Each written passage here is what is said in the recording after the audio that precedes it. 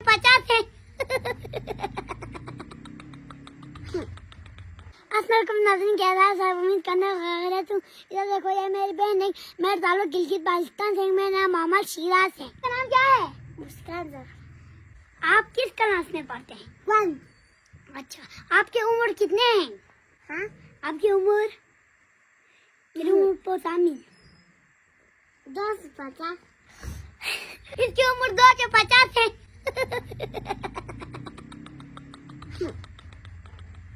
इधर देखो, इसकी उम्र 250 है मेरी बहन की। 250 नहीं है आपकी उम्र, 4 साल है आपकी उम्र, ठीक है?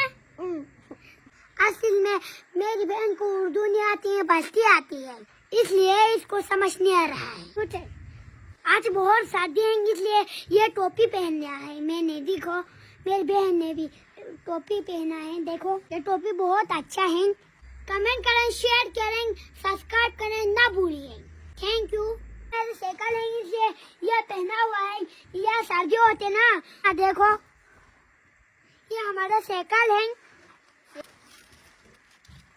और मैंने फैशन किया है। देखो, इसको हमारे ज़बान में सहला मेला कहते हैं।